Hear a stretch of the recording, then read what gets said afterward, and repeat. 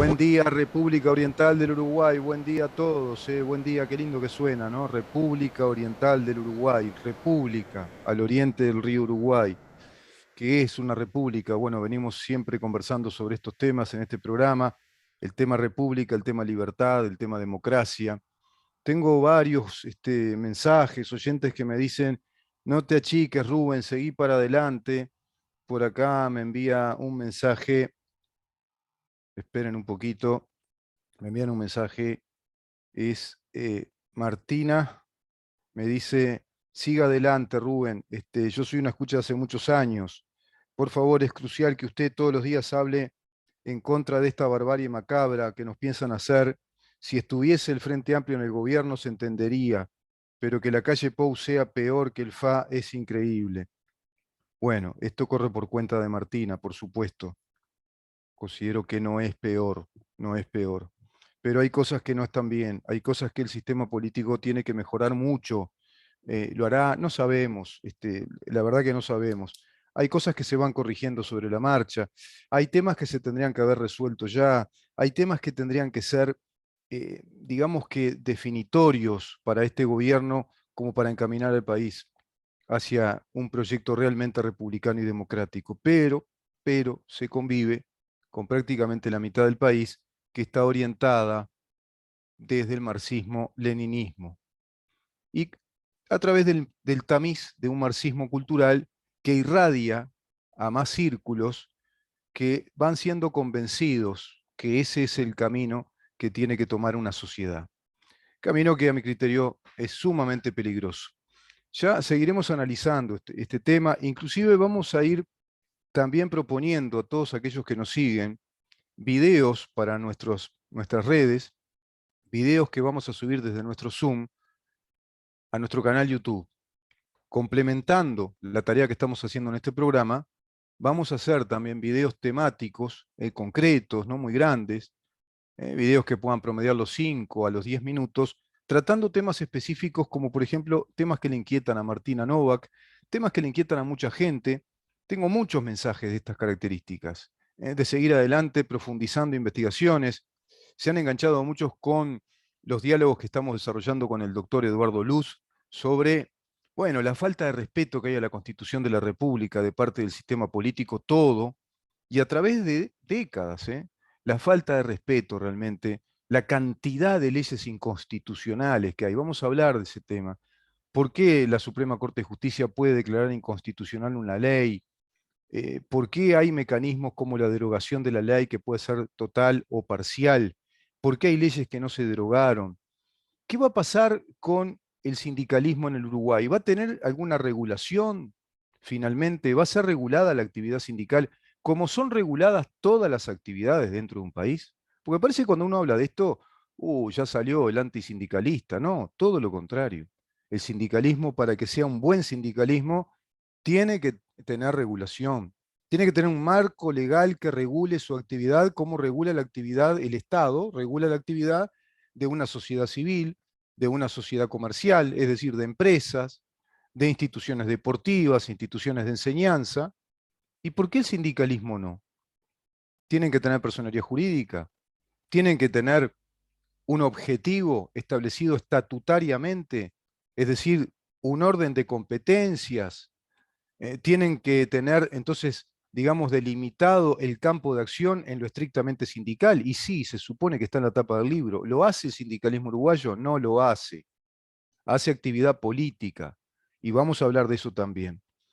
Ahora vamos a conversar con el escritor y periodista Álvaro Alfonso.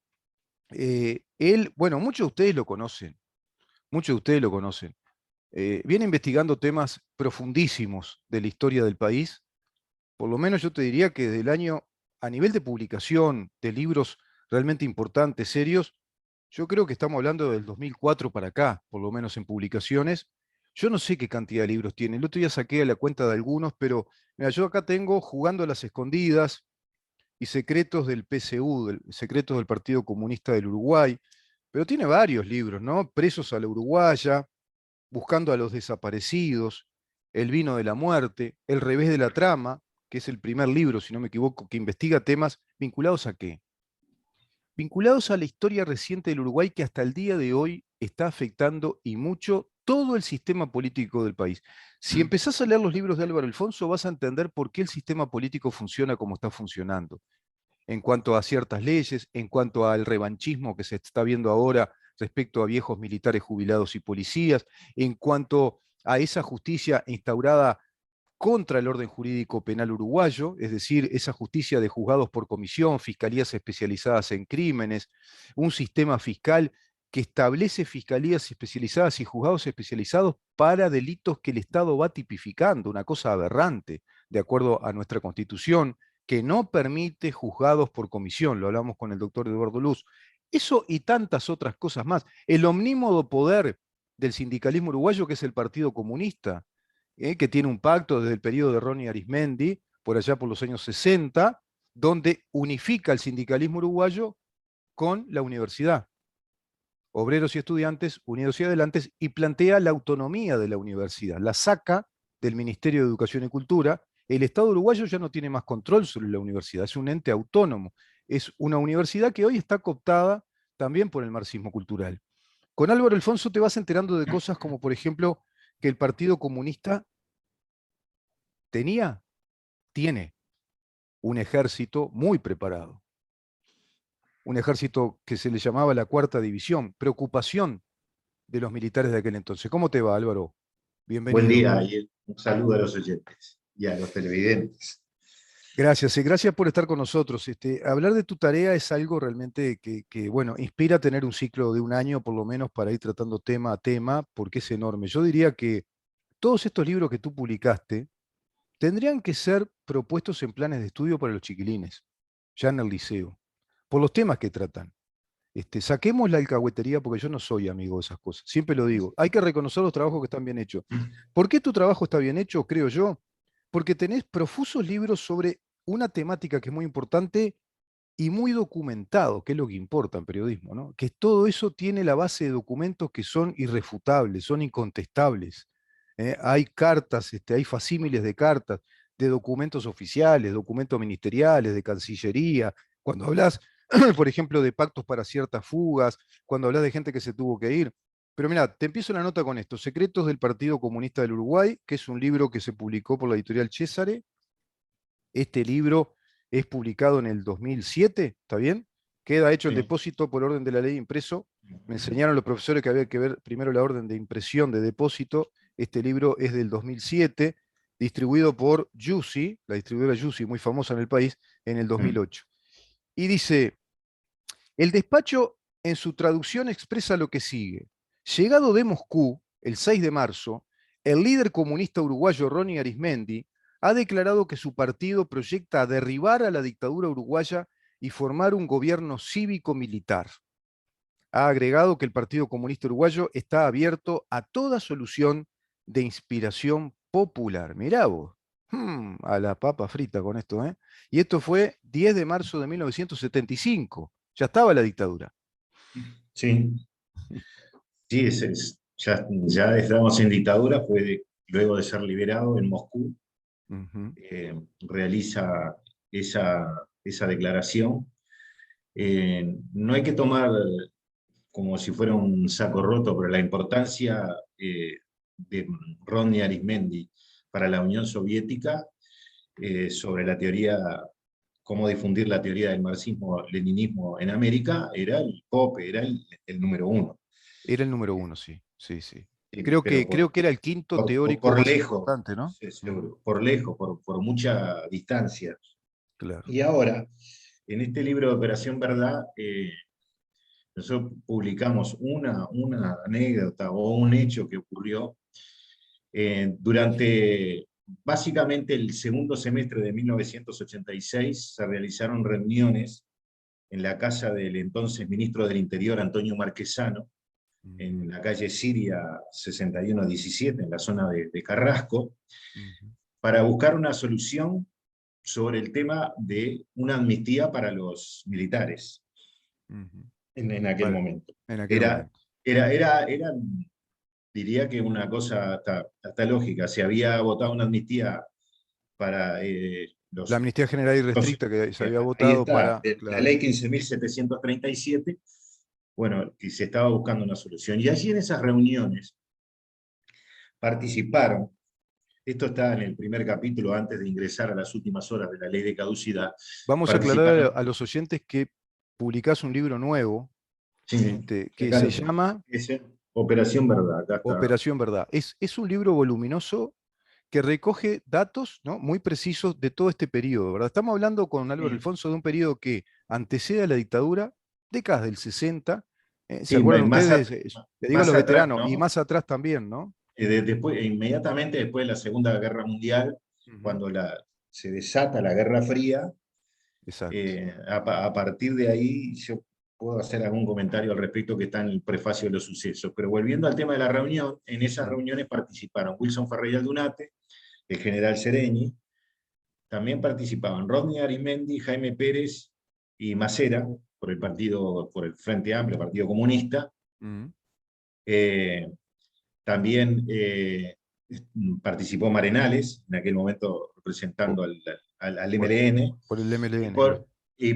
por las Fuerzas Armadas, en realidad fueron representantes del ejército, eran el teniente general Medina, el teniente general Queirolo, que había pasado a retiro en el año 1982, Mm. y el general Varela, que estaba en actividad. ¿Cuál era el mecanismo? También participaron miembros de la Suprema Corte de Justicia, incluso Mm. algún Mm. presidente, en Ujú. la elaboración de ideas. ¿Cuál era, cómo trabajaban? Mm. En la casa del entonces ministro del Interior, Antonio Marquesano, en una habitación había una mesa con unas hojas de cuaderno que allí se dejaban. No iban todos juntos a las reuniones, no iban a discutir. Mm. Iban de dos o tres y allí cada uno dejaba sus ideas y se llevaba las que había dejado quien había Mm. pasado Claro, anteriormente, claro. buscando una solución. ¿Y cómo llegaban a ese lugar? ¿Y por qué nunca estas cosas no se No conocieron en su tuvo momento? notoriedad pública, no se No, divulgó no, todo. no, no, no, incluso ni siquiera en los medios apareció. ¿Por qué no? ¿Cómo llegaban a ese lugar? Bueno, un joven, tenía 20 años en aquel momento, de la más estricta confianza del ministro, desde un monedero público que había en aquella época, en Mm. oficinas públicas y hasta en la Universidad de la República, en este caso se hacía de la universidad, Mm. desde un monedero se llamaba por teléfono al ministro, a la casa, y allí el teléfono era rojo, como si estuviéramos en la película de espía, ¿no? Sí, Del sí, sí, teléfono como si rojo. estuviéramos, claro, en Eh, en Y la Casa Blanca. el ministro marcaba un lugar, una esquina de Montevideo, un inmueble con un número o algún otro dato. Y allí este joven, en un auto, no sabía a quién iba a buscar. Mm. Pero claro, con la familiaridad que se fue dando de los diferentes traslados, porque fueron más de Mm. eh, una vez el general Sereni lo invitó a cenar, porque había tiempo, tenía que ir a otra hora más tarde, y bueno, Mm. y lo invitó a cenar, vamos a cenar y después vamos, porque hay tiempo. Mm. Pero Ronnie Arimendi eh, le dijo, había que subir una escalerita para llegar a la casa de Arimendi, Mm. le dijo, se sentó en el living donde había libros, y le dijo que tenía libros para ver sobre la teoría marxista-leninista, Mm. para que vean cómo era su impronta en todo momento, ¿no? Es decir, cómo él Sí, venía, se sentaba y le decía, ahí tenés libros sobre la teoría marxista-leninista que podés leer mientras esperamos para ir. claro, claro. Sí, sí, esa era la impronta de Ronnie Arismendi. Era un predicador, ¿no? Era como si fuera un predicador muy convencido. Imagínate, llegas a la casa de un predicador evangélico y te dice, mira, tengo varios estudios sobre la Biblia, está la Biblia ahí, Claro, y además mientras aparecía esperás en el... aquella. Porque yo quería decir que él además planteaba la instrucción militar obligatoria para las masas militantes del Partido Comunista en un acuerdo con la Unión Soviética. Esto lo leí Sí, de tus claro. libros. ¿M? Sí, bueno, acá y ahora en Incluso hay un rezongo de Arismendi a las autoridades soviéticas sí, diciéndole, sí, está bien que nos eduquen a nuestros muchachos, pero formación militar, por favor, si no, sí. no les mandamos más. Bueno, acá en el capítulo 4 de este libro que va a estar a la venta el próximo lunes en todas las librerías, se habla hay documentos en los cuales iban a entrenarse a la Unión Soviética militarmente, miembros del Partido Comunista, que se llama Partido Comunista en el Uruguay. No se llama, no existe el Partido Comunista Uruguayo, porque no es un partido que refiere internacionalmente y por lo tanto el nombre Claro, se llama Partido Comunista en el Uruguay. en Y el si Uruguay. alguien tiene dudas de esto, si alguien del Partido Comunista tiene dudas que es así, o cualquiera tiene dudas, porque en, Es en Vox el Populi, Parlamento viste, se ha dice quedado Partido que... Comunista Uruguayo. Si Sí. alguien tiene duda, en el debate, el 3 de diciembre de 1986, entre Wilson Ferreira Dunate, el general Sereni y Antonio Marquesano, en representación del gobierno en el programa Prioridad de Canal 10, Ah, en varias oportunidades el general Sereni dice Partido Comunista en el Uruguay.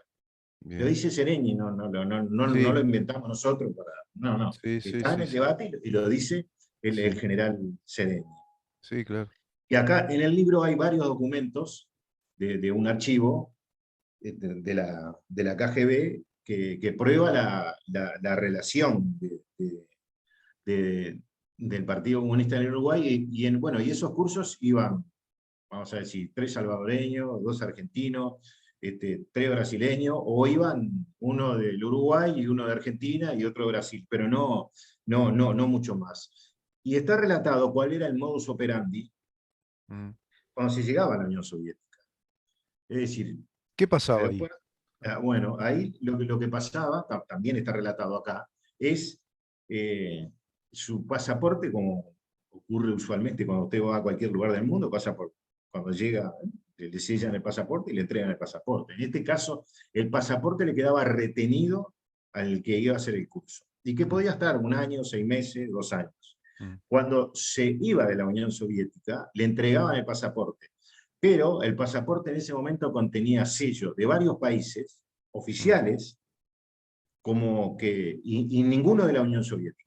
Es Como decir, que que, por hubiera ejemplo, viajado, como que hubiera tenido la libertad de salir. sí, no, porque nunca, no figuraba sello de la Unión Soviética, es decir, nunca había estado en la Unión Ah, como Soviética, que nunca había estado en la Unión Soviética, perfecto. sino en diferentes países. Ese es un dato de la Guerra Fría, por ejemplo. Nos estás dando un Claro, dato de la Guerra Fría. es el modus operandi. Claro. ¿Cómo se llegaba básicamente de acá? Se iba. Por ejemplo, también hay un relato de Manera Ayubera, que Mm. fue, digamos, uno de los, o el primer miembro del MLN en hacer un curso en Cuba, por Yo te quería, invitación del gobierno. te quería preguntar ese tema Sí, yendo en orden, ¿no? Te iba a sí, preguntar, el MLN también tuvo su formación militar, se ahí está. formaron militarmente básicamente en Cuba, ¿verdad? Y venía por Sí. ahí. Pero, sí, bueno, pero si Bueno, tú me permites, antes de ir a eso, sí. eh, nosotros no podemos saber cuántos se entrenaron ni en Cuba ni en la Unión Soviética. Mm. Sí, en el libro está publicado cuántos uruguayos se entrenaron en los Estados Unidos y los lugares que se entrenaron.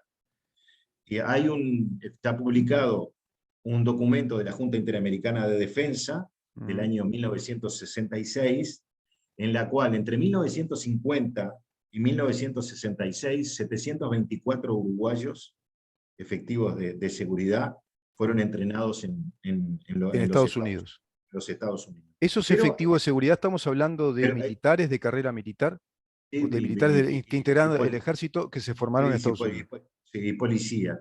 Pero en realidad, esos cursos no sirvieron yo diría que no sé si para mucho o para nada. Bueno, pero no se Eh, ocultaron. O sea, hay información. no, sí, la cosa, pero porque la guerra fue Montevideo, ¿no? Esto estrenaban en la selva, cosa que acá no existe. Sí, Y bueno, pero sí. ese documento de la Junta Interamericana de Defensa está publicado en el libro, están todos los números allí.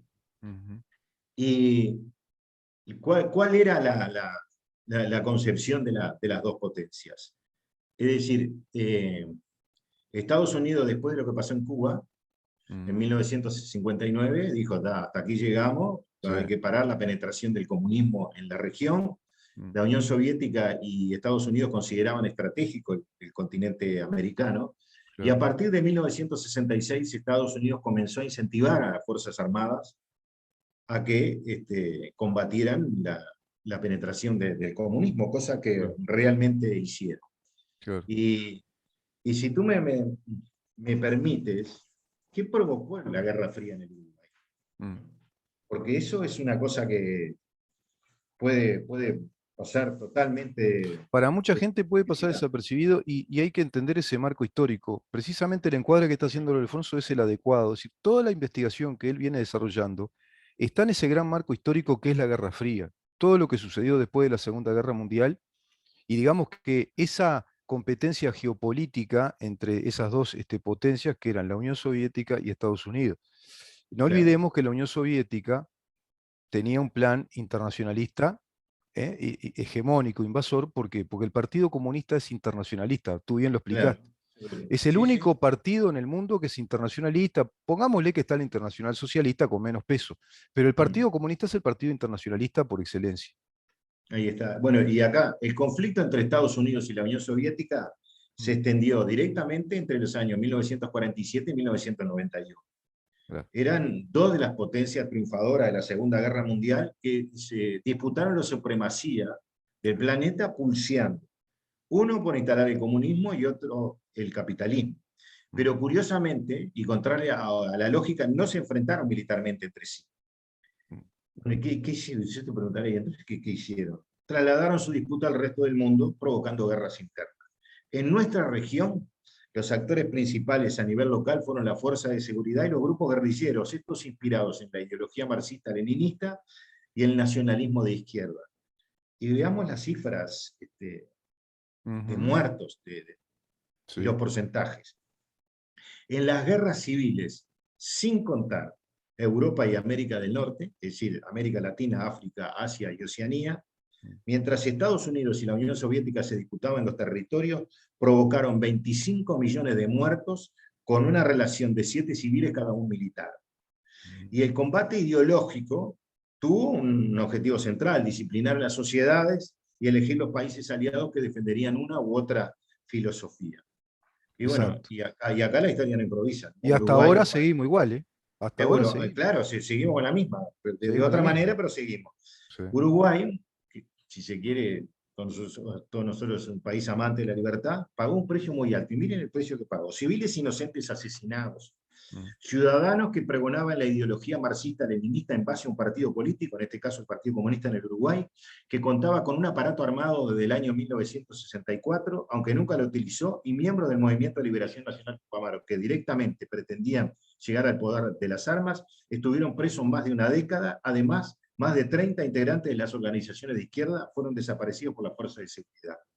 mm, Sin embargo, esto creo que hay que decirlo, ¿no? Porque mm, cuando hablamos de Argentina, que nosotros estábamos jugando en el Uruguay en la intermedia y en la Argentina estábamos jugando en la NBA. En sí. Uruguay no hubo una voluntad de exterminio de las Fuerzas Armadas. Y en la No, guerra exacto. interna murieron asesinados soldados y policías de las Fuerzas Armadas y de la policía. Y hoy, ¿qué más provocó todo esto? El país tuvo una dictadura entre el 73 y el 85, bueno, con la consiguiente pérdida de la democracia, Sí. durante más de una década, más un periodo de transición que fue muy álgido. Y otras cosas más que no se dice, que son errores judiciales en sentencias vinculadas a las violaciones a los derechos humanos, más un vacío de poder por la pasividad del sistema político en acontecimientos puntuales de nuestra historia. Claro. Tampoco faltaron los secuestros políticos, y durante la guerra interna alentada por estas dos potencias, la violación de los derechos humanos fue por partida doble. La fuerza de seguridad del Estado y también de la guerrilla, emulando la revolución cubana liderada por Fidel Castro. Y Claro. todo eso sigue hoy. Hoy Nada más. sigue y sigue también la impunidad de un sector político, sigue la ausencia del sistema político respecto a un tema, como por ejemplo un revanchismo judicial para una de las partes de esa situación de guerra que se estableció en el país, ¿no? Estamos hablando claramente de dos bandos, ¿no? De un mundo en guerra, de una guerra fría entre los Estados Unidos y la Unión Soviética, aparatos armados del lado de la izquierda y el aparato Mm. armado natural del Estado, que tenía también que defender las instituciones del Estado. Porque Ya que tú tocas una el... cosa que hay que explicar es que dice algo muy interesante Max Weber respecto a lo que significa el Estado. El Estado es un orden institucional dinámico, es un orden institucional, pero es el único que tiene el monopolio de la fuerza. Si no tuviera el monopolio de la fuerza, ¿para qué serviría? ¿Para qué tenemos Estado? ¿Y qué es el monopolio de la fuerza? El ejército, la policía, pero también el Poder Judicial, que hace efectivamente cumplir las leyes, que tienen que ser coactivas, coercibles. Bueno, en ese sentido, ese Estado uruguayo se tuvo que defender ante la embestida de alguien que, una ideología que lo tironea por dentro en el poder, como dice Max Weber. Tiene dos enemigos el Estado en ese monopolio, el poder ideológico y el poder económico. El corporativismo económico y el corporativismo ideológico van a pulsar mucho, lo van a pulsear al poder del Estado. Y eso fue lo que ocurrió de modo, yo te diría que muy dramático, encarnizado en ese periodo de la Guerra Fría en todos los países que tú mencionas, y Uruguay no fue la excepción. Ahora lo que no se entiende es por qué hoy hay juzgados especializados, con fiscalía especializada en lesa humanidad, para perseguir gente de esos años, cuando no es posible que se haga. Pero no, no es un tema para tratar contigo. No es posible desde el punto de vista institucional, desde el punto de vista penal, no hay retroactividad de la ley penal nueva. Es decir, hay un montón de disparates, ¿no? No, juzgados por comisión, la Constitución no lo permite. No se puede establecer un juzgado especializado en crimen de lesa humanidad porque Uruguay suscribe un tratado en el 2006 con el Estatuto de Roma. No se puede hacer eso. Es como si dijéramos, mañana vamos a tener juzgado especializado en el crimen de homicidio. No, pero vamos a tener además el juzgado especializado en el crimen de rapiña violenta con lesión grave. Bueno, estamos en la locura total. No lo permite la Constitución, ¿no? Por ejemplo, ahí hay una omisión del sistema político uruguayo respecto a ese tema, que viene de todo esto que tú estás diciendo, que es de muy largo tiempo atrás y es un fenómeno estructural muy complejo. Hoy creo yo, no sé, capaz que me equivoco, creo que esa pugna, esa Guerra Fría, se sofisticó y se recrudeció. Porque Putin es nada más y nada menos que un ex KGB con los oligarcas amigos que son todos KGB, las famosas mafias rusas.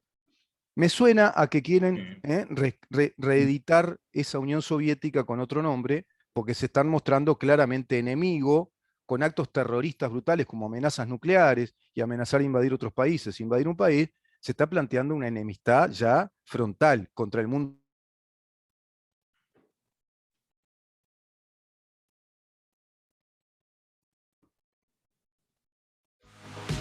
Yo te decía que no cambió mucho.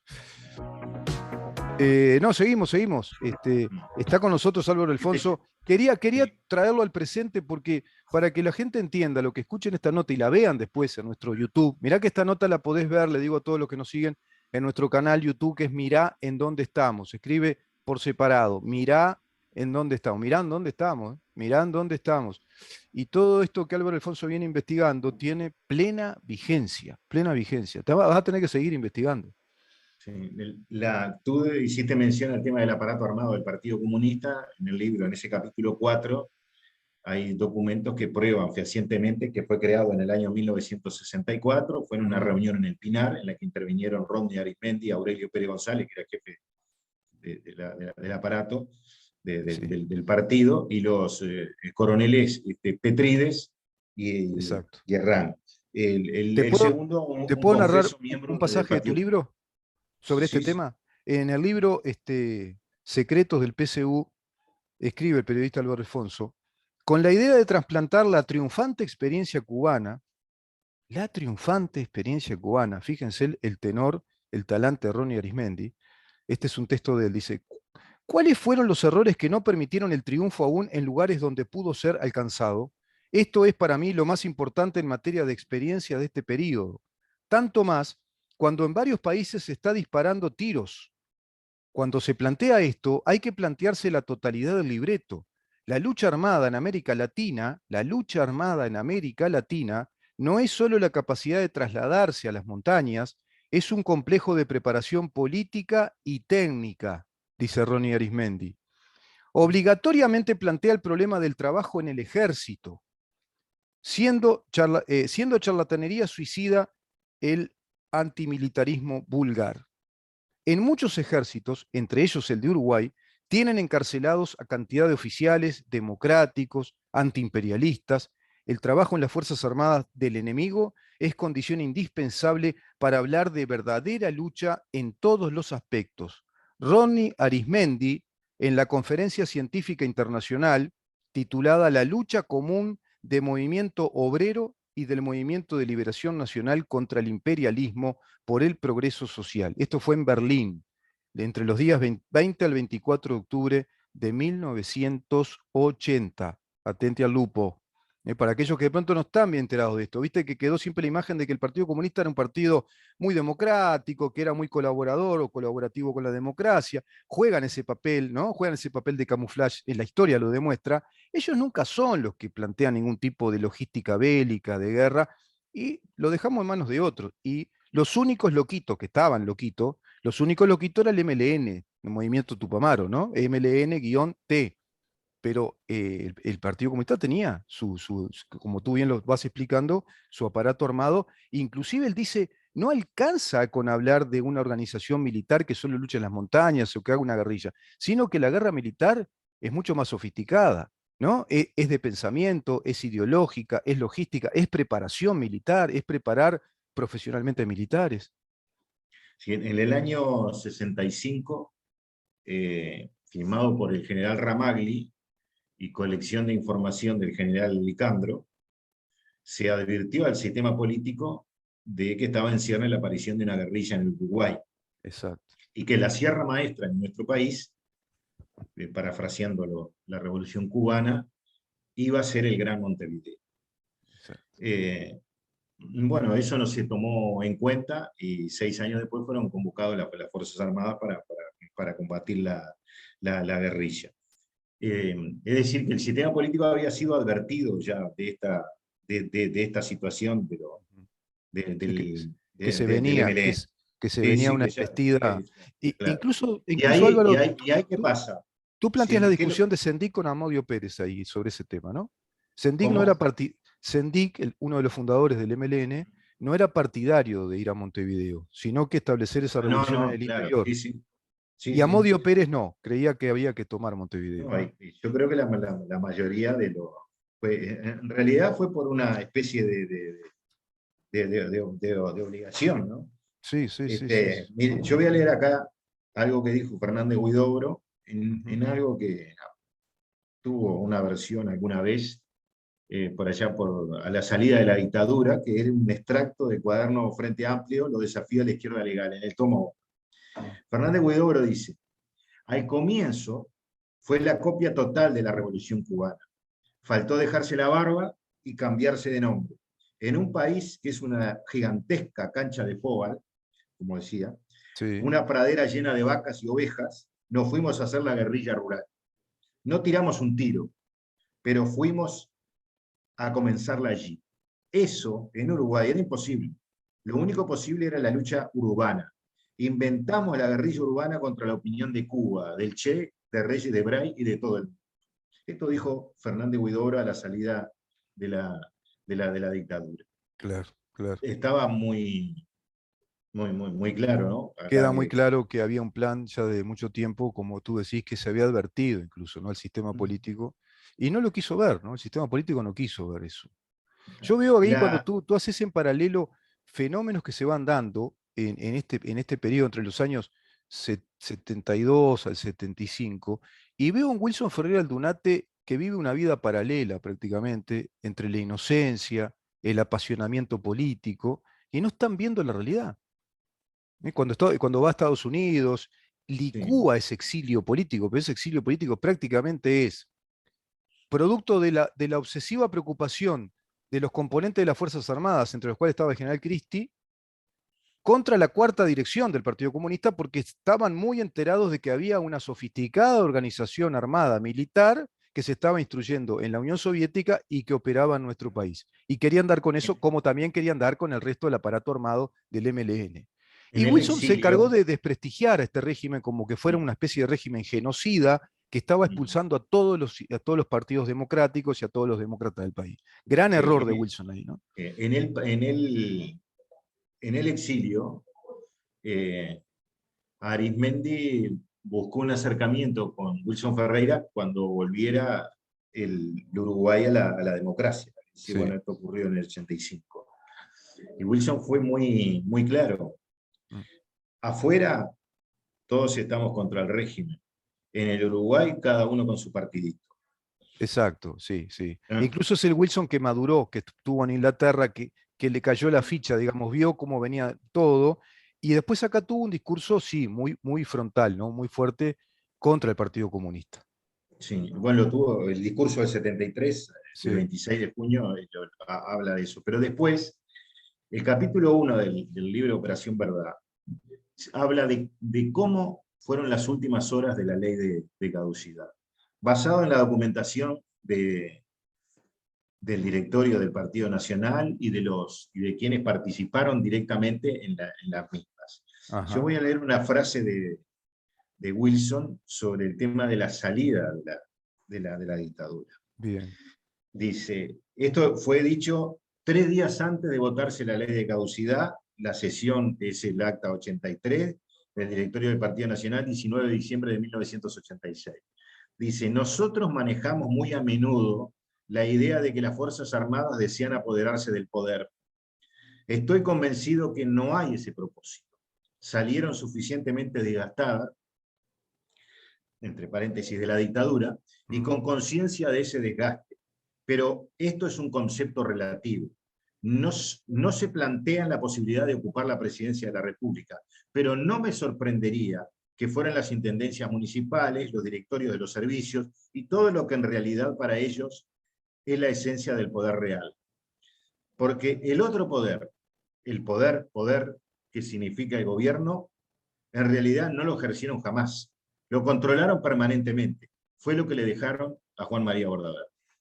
claro, claro. Sí, es Creo que se brillante grafica. lo que describe y grafica muy bien el espíritu de la época para ir a esa ley de caducidad, ¿no? Sí, claro. Y Que, después, bueno, que el país tenía que ahí, ir, Álvaro, tenía que ir a esa ley porque complementaba ese manto de clemencia respecto a lo que había pasado, porque se había legislado la ley de la amnistía general y restricta, que eso fue por vía parlamentaria, es una ley. claro, pero fue un gran error de los miembros de las Fuerzas Armadas en aquel momento. Hoy es fácil decirlo, pero Mm, todo el mundo lo tomó como un error, de que no fueran en la misma ley de amnistía, porque en aquel momento consideraban, bueno, que estos son unos asesinos, y nosotros no sí, podemos igualarnos a ellos. Y no fueron en la consideraban misma eso. ley de amnistía, que si hubieran ido a la misma ley de amnistía nunca hubieran tenido ni, problema. Esa es la realidad. Y lo empezaron a tener 20 años después. Bueno, y tú decías de la justicia, el capítulo 6 aborda directamente el tema el tema de la justicia, se trata el, en el comienzo el, el caso del coronel Juan Carlos Gómez, que estuvo Ujú, preso sí, durante 3 años y medio, y no tenía absolutamente nada que ver con el caso Gómez-Soro, en una sí. instrucción que está detallada en este libro con los participantes, Tenés detallada toda la instrucción, sí, sí, la jueza, la fiscal y el tribunal de apelación. bien. Y nosotros, como comienzo de cada capítulo, Mm, insertamos una frase. Y en este caso es algo que está escrito en el libro del centenario de la Suprema Corte de Justicia, ujú, un libro muy interesante que relata la historia, si se quiere, del Poder Judicial en nuestro país, en el que trabajaron 70 personas. Está muy ecuánime, mm, la verdad lo recomiendo. Usted puede encontrar cosas que no aparecen en la historia y distintos casos que fueron emblemáticos, casos judiciales que fueron emblemáticos en la historia. Y entre bien. ellos, el que ocupa la pole position, digamos, Mm, es la ley de caducidad, que tiene claro. 28 páginas dedicadas. Hay algunos casos que tienen. Y allí se extracta algo del doctor Enrique Yazagué Lazo, que está en la Mm. página 292, ¿no? Ah, muy bueno, muy buen material Y, ese, Álvaro. y dice, Eso, no debe olvidarse que el Poder Judicial administra la justicia, no gobierna el país, ni dicta sus leyes, a pesar de que, excepcionalmente, estas diversas funciones se confundan o entremezclen. Este principio básico de la división e independencia de poderes alcanza a los jueces institucionales que deben actuar en una función estrictamente arreglada a derecho y resolver por razones y determinadas puramente jurídicas, como se ha dicho precedentemente. De no ser así, se arriesga que el Poder Judicial se deslice al llamado gobierno de los jueces, lo que constituye una arbitrariedad grave que se consuma invocando una pretendida interpretación de la ley, por más digna y honesta que puede ser la inspiración que anima al magistrado. Lo expuesto no implica en modo alguno que al realizar la tarea de calificar la ley deban desatenderse aquellas motivaciones que, inspirando al Poder Legislativo, condujeron a adoptar la solución que he estimado preferible y permitan atribuir su real naturaleza. Para una correcta aplicación de las leyes, no es posible dejar de considerar y sopesar debidamente las circunstancias sociales que le dieron nacimiento, toda vez que aquellas proporciones elementos que jurídicamente aptos para interpretar la norma y decidir conforme a los principios de derecho ortodoxo si existe conexión con determinados preceptos constitucionales. Y si tú me permitís, Sí. muchas veces no se tiene en cuenta que acá los proscriptos fue el sistema político. El Poder Judicial nunca estuvo proscripto en el acosado. Si bien a partir del 78 importantes jueces, que después hasta terminaron siendo con la vuelta a la democracia presidente de la Suprema Corte de Justicia, fueron cesados. Pero fueron cesados por ellos mismos. Porque, por ejemplo, el doctor Gamarra, considerado una especie de pope dentro del Poder Judicial, Sí, los sí. militares decían, es un zurdo. Bueno, pero Sí. jurídicamente es muy respetable. Entonces, Claro. nunca dijeron, sáquenlo Claro. o lo vamos a echar. Lo que sí, que los miembros de la guerrilla debían ser, por la ley 14.068, la ley de seguridad del Estado, eran juzgados por allí. Pero además, y eso fue en toda la dictadura, hasta que queda después sin efecto con la vuelta a la democracia, Sí. pero además veamos los vaivenes del Poder Judicial y de las distintas supremas justicias a lo largo de la historia. Sí. Y empezamos con el año 74, porque la ley de seguridad del Estado, hubo gente que dijo, bueno, esto hay que sacarlo, se presentaron un recurso, y el 5 de abril de 1974 la Suprema Corte de Justicia, por 3-2, la declara constitucional. ¿Qué le convenía al gobierno de la época en aquel momento de Juan María Bordaberry? Que la ley se declarara constitucional. Bueno, se declaró constitucional. Los miembros del MLN fueron juzgados por 17 delitos que en ese momento estaban en el Código del Proceso Penal en democracia y también en dictadura, porque es todo un verso que el MLN cayó todo en el 72. La última dirección cae en el 1975 y estaba la columna La Guacha que operaba en Chile con la anuencia del entonces presidente Salvador Allende, que se repliega y se va a Buenos Aires. Pero seguimos con los vaivenes de la justicia. En 1988, gobierno del Partido Colorado, ¿qué deseaba el Partido Colorado? Que cuando fuera cuestionada la ley de caducidad, la Suprema Corte de Justicia, ¿qué hiciera? Que le declarara constitucional. Que dijera que era constitucional. Claro, 3-2, otra vez que era constitucional. Gobierno del Frente Amplio. ¿Qué desearía el gobierno del Frente Amplio en aquel momento? Que declarara que se abollara la ley que se declarara inconstitucional. La declaró inconstitucional. Inconstitucional, la Suprema Corte de Justicia. Y después sacan una ley interpretativa que deroga la ley de caducidad. Claro, pero además, la ley de caducidad es la única en la historia que tiene un valor superlativo. Sí. Primera cosa, la vota el Parlamento. Tengo que ir dejando, Álvaro, pero te dejo la palabra en eso porque se nos corta el Zoom, además. Bueno, pero si te parece, yo te convoco para una próxima, ya la semana que viene, no, y seguimos, porque son temas enormes, ¿no? Son temas muy profundos. Quiero repetir el libro primero, ¿puede ser? ¿El título? Sí, acá está, pero Operación Verdad. Operación Verdad. Operación Verdad. Sí, te dejo la palabra y cerramos. Me decías. Que te decía que después, esa